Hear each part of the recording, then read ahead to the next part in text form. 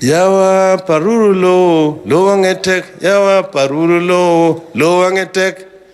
Ewoi gimicham emari gimodong tokirkigen. Ewoi gimicham emari gimodong tokirkigen. Choge joy.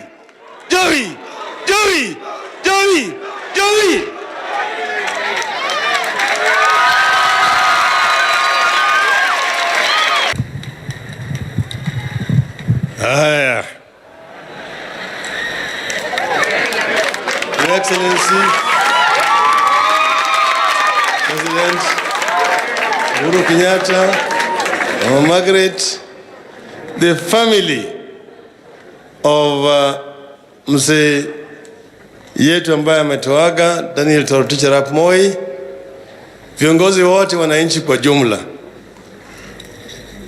Nilisema jana ya kwamba tunasindikiza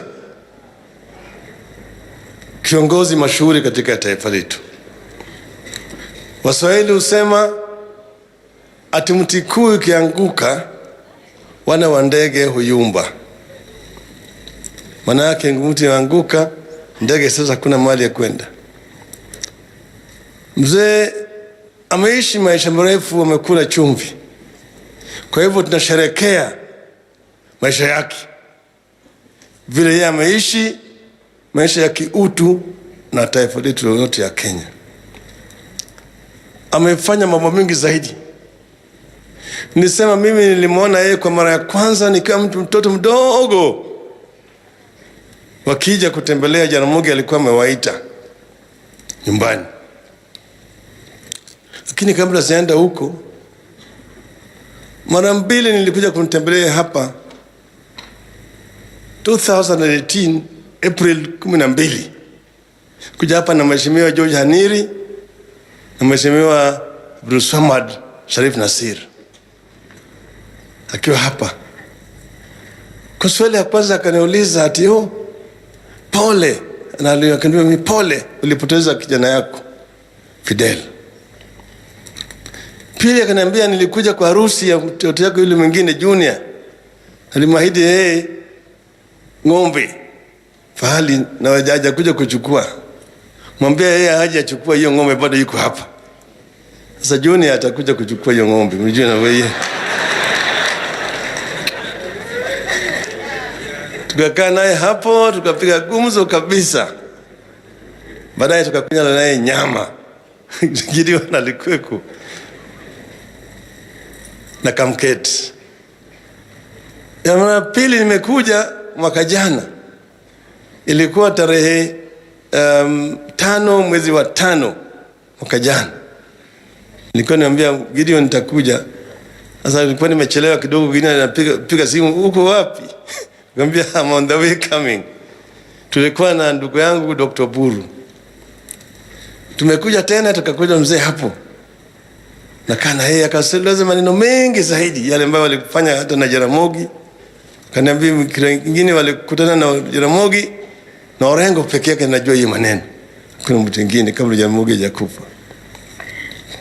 Sasa ile mara ya kwanza walikuja kule Bondo. Wakati huo walikuwa ni wabunge wa kwanza kuchaguliwa 8 katika ligi kuu. Sasa Jaramogi akawaleta pale wote na introduce kwa watu, akasema mambo mengi juu yao. Sasa mimi natakwambia nyinyi hii mambo ya tiga, ya jirafu. Na Jaramogi tena akaandika kwa kitabu yake. Na nilisoma jana. Akasema namna hii. Manake walikuwa kwanza na mkutano kwa wananchi. We talked to the people of our first experiences in the legislature as their representatives. I said that the council was a huge forest with deep-rooted trees. We had tried to shake the trees, but they were firmly rooted. We needed unity and the wholehearted backing of the people to pull them out. I painted a word picture of each of my colleagues in the council. Muliro, I said, was a sailing boat whose next direction it was difficult for the settlers to assess. Ngala was a young hippo who hid from his father, but went secretly to measure his footprint to that of his father. And on the day that he was satisfied that his footprint was equal to that of the parent, he challenged the father to a duel. Mboya, I said, was a rabid black dog that barked furiously and beat all on his path. While Oguda was a black dog that barks seldom but beats dangerously. Mate was a philosopher, while Moi was a giraffe with a long neck that saw from afar. I was myself, then he said, I was myself called Mzee, the elder one.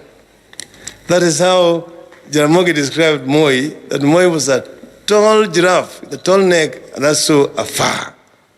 Moi could predict what was going to happen in the future and warn them so that they became careful as they were confronting the imperialists. But they fought very hard at that time against imperialists. They were only 8. They were outnumbered in the Legico. But within a short time, they managed to get an increase in numbers to 14. They became 14, where the others were now added. And that way, they confronted the imperialists and fought for the release of political detainees at that time. Mr. Jomo Kenyatta and his people who were detained at that time. So these were really patriots. If you look at Nyayo, from a very humble background, you go to Sacho up there in the hills, look at where he came from. And he managed to come out from there and join the nationalist movement and become the second president of this country. It's a great thing. He came from poverty. Just like Mzee Kenyatta also came from poverty. Jaramogi also came from poverty. So nobody can therefore talk about dynasty, talk about the family of Nyayo. What sort of dynasty? What is Moi inherit? Moi struggled and died the way he died. These children are also just struggling. They're Kenyans like anybody else. Just like Uhuru Kenyatta is also just a Kenyan. And Raila is also just a Kenyan. Well, why should somebody think that is more entitled to things in this country than Raila Odinga because he's son of Oginga Odinga? Or Gideon Moi because he's son of Moi? No, Gideon has a right like any other Kenyan to vie for any position that he wants in this country.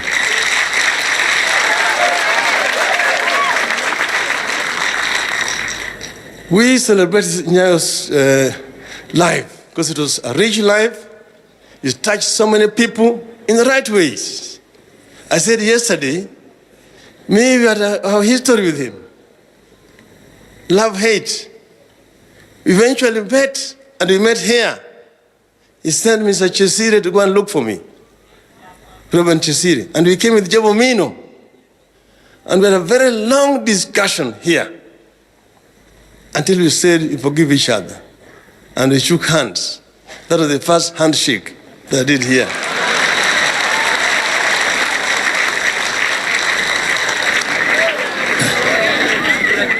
Therefore, as we celebrate his life, we want to send him as a hero of our country. And he was also a Christian, and he has also been mourned as a true Christian. But it would not be right, because you saw when they went to Lancaster House, he went there wearing a monkey's skin, walking there, and the Wazungus looked at them and they looked strange with Jaramogi. And therefore, as we say bye to Nyayo, I will judge this. I must send him off as a true African and say, Yawa paruru lo wangetek, yawa paruru lo wangetek. Woi gimicham mari gimodong tokirkigen. Woi gimicham mari gimodong tokirkigen.